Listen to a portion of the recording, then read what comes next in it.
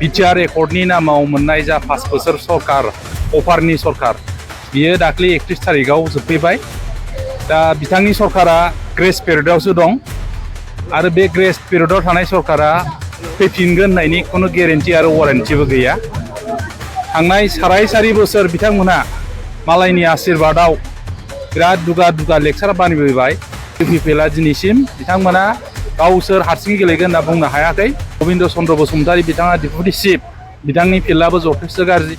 उकिल मोसाहारि कुसुगाव हिसाबै बिथांनि परिस्थितियाबो जोबोद गाज्रि। डक्टर निलुक स्वर्गयारि रौता समस्ति बिथांनि समस्तियावबो जोबोद गाज्रि। बिटिसिनि मानगोनां चिफ प्रमद बर' बिथांनि बिटिआर एकर्डनि नामाव मोननाय जा 5 बोसोर सरकार अफारनि सरकार बियो दाख्लै 31 तारिखआव जोबफैबाय।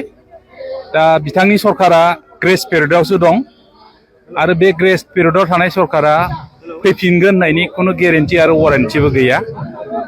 थांनाय साराय बोसोर बिथांमोनहा मालायनि आशीर्बादाव बिराद दुगा लेक्सार बानायबोबाय।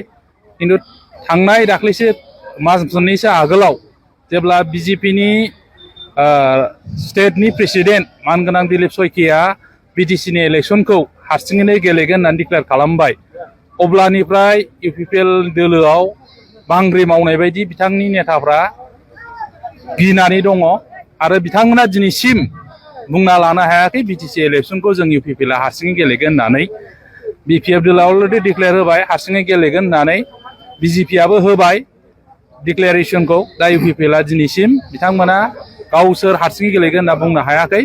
बावनो बुजियो बिथांमोना थांनाय साराय बोसोराव मालायनि सायाव निर्भर खालामनानै जाबायदि दुगा लेक्सार मारिबाय बुंबोबाय, दिनै बिथांमोना जे सरकार सालायनानैबाबो गावसिनि सायाव कनफिडेन्स गैया, रायजोफ्रा जे बिथांमोनखौ मोजां मोना बेखौ बिथांमोना थाल मोनफैबाय। जायनि थाखाय दा बिथांमोना इलेक्सनखौ सम मथे फाथिनांगौ होननानैबो बिथांमोना बुंनो हानाय गोहो गैया।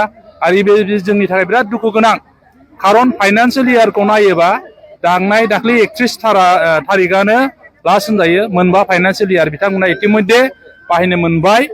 दा इलेक्सना सेप्तेम्बराव जागोन होननानै आसामनि चिफ मिनिस्टारा डिक्लेयार खालामदों।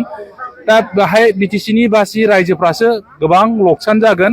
इलेक्सना जुदि एप्रिलाव जानायमोनबा दिनै जौगानायनि खामानिखौ 25-26नि जानाखि फाइनान्सियेल इयार बेनि बाजेटजों गोबां खामानि मावनो हागौमोन बिटिसि ओनसोलाव, बेयो रोखा आरो।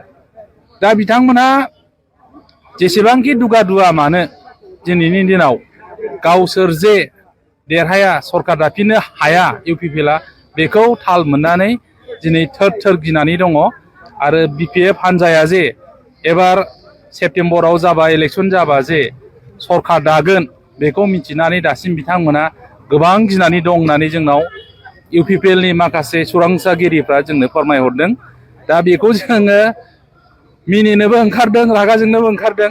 बिथांमोननि जानाखि आखल, गिनानै इलेक्सनखौ फावसायनो थिननो नागिरबाय थानाय, बिथांमोनाथ' सानो हायोबा इलेक्सनखौ डिसेम्बरसिमबो लांनांगौ, बे रोखोमनि बिसोरनि गेजेराव सिन्था सरसा जादों। दा बियो जोंनि बिटिसि बासिनि थाखाय दुर्भाग्यजनक खोथा आरो। बहुदआनो जेनगोन। उदालगुरि हिसाबै दिनै गबिन्द चन्द्र बसुमतारी बिथाङा डिपुटि चिफ भैरबकुन्द समस्तिनिफ्राय देरहाबोनानै फैदों। बिथांनि फिल्डआबो जथेस्थ गाज्रि। बिथांजों लोगोसे इएमफोर जेरै उकिल मोसाहारि कुसुगाव हिसाबै बिथांनि परिस्थितियाबो जोबोद गाज्रि। डक्टर निलुक स्वर्गयारि रौता समस्ति बिथांनि समस्तियावबो जोबोद गाज्रि। जोंनाव जानाखि इनपुट्स दं, फ्राय सिटिं इएमफ्रा जेननायनि लामायाव बिथांमोना दिनैसिम बिथांमोननि जानाखि इन्टारनेल सार्भे रिपर्ट 4-5नि बारा देग्राया होननानै दाख्लै उदालगुरियाव जिरायनाय जा मोनसे सेक्रेट मिटिं, बाव बिथांमोननि दोलोनि डिस्ट्रिक्ट लेभेलनि वार्कार्सफोरनिफ्राय लिडारफोरनिफ्राय रिपर्ट लानायाव 7-6 जननिसिमल' देरहानाय परिबेस दं दिनैनि दिनाव इलेक्सन फाथियोब्ला।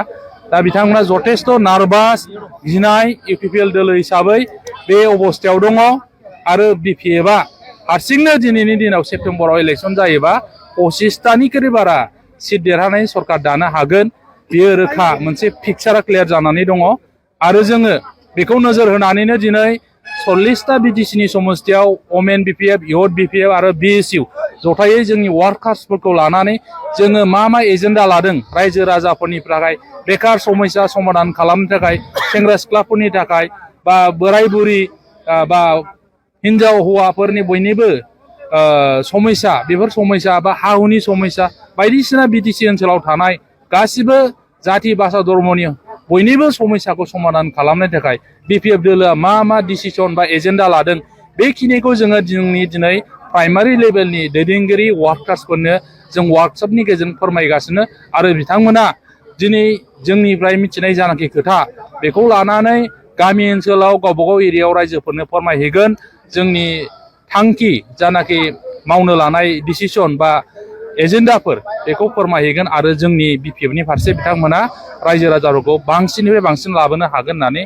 जोंहा गोबां फोथायनाय दङ आरो पिक्सारा स्पस्ट जाखाबाय जोंना आसाम बिजेपिनि प्रेसिडेन्ट दिलीप सयकिया बिथाङा अलरेडि डिक्लेयार होबाय जे फैगौ बिटिसि इलेक्सनाव बिजेपिया हारसिंनो गेलेगोन जिहेतु थांनाय बारावबो बिथांमोना हारसिङैनो गेलेदोंमोन दा इउपिपिएलआ आसा खालामबाय थादों बोरैबा खुलुमनि सोरखौबा खुलुमनानै आथिं हमनानै थांनाय 20आवहाय जिहेतु बिटिआर एकर्डनि नामाव बिथांमोना अफार मोनदोंमोन सरकार दानो थाखाय प्रमद बर' बिथांनि मानगोनां प्रमद बर' बिथांनि जा इउपिपिएल दोलो बिथांमोना बिटिआर सुक्ति खालामनायनि थाखाय थांनाय बाराव बे अफारखौ बिजेपिनिफ्राय मोनदोंमोन खिन्थु बे अफारा एबार गैलिया बे अफारखौ बिथांमोना मोनलिया बिजेपिआ अलरेडि डिक्लेयार होबाय हारसिं गेलेगोन बिपिएफआ अलरेडि डिक्लेयार होबाय हारसिं गेलेगोन दा बिथांमोना ओंखायनो गिदों जथेस्थ' गिखांनाय फैदों मा जाबावगोन जोंनि इउपिपिएलनि अबस्थाया सोरखौ खुलुमबा सोरखौ आथिं हमब्ला बिजेपिआ इउपिपिएलखौ आरो अनबावगोन बेखौ बिथांमोना दा सानगासिनो माथा मारिगासिनो खिन्थु बिथांमोननि बे साननाय हास्थायनाया मोगथाङाव जाफुंला बे साननायनि थासिगोन फेलार जालांसिगोन बे दिनैनाव स्पस्ट पिक्सार आरो हारसिङै गेलेनायाव दिनैनि दिनाव इउपिपिएलआ जथेस्थ' लकसान जागोन नाम्बार 1आव बिपिएफआ थागोन नाम्बार 2आव बिजेपि थागोन नाम्बार 3आवसो हयथ' इउपिपिएलआ फैनो हागौ आरो गोदान पार्टि दाबाय जिहेतु बे पार्टिनि दारै इउपिपिएलआनो बांसिन लकसान जागोन बिपिएफआ बारा लकसान जानाय नङा बेखौ जों नुहुरो आरो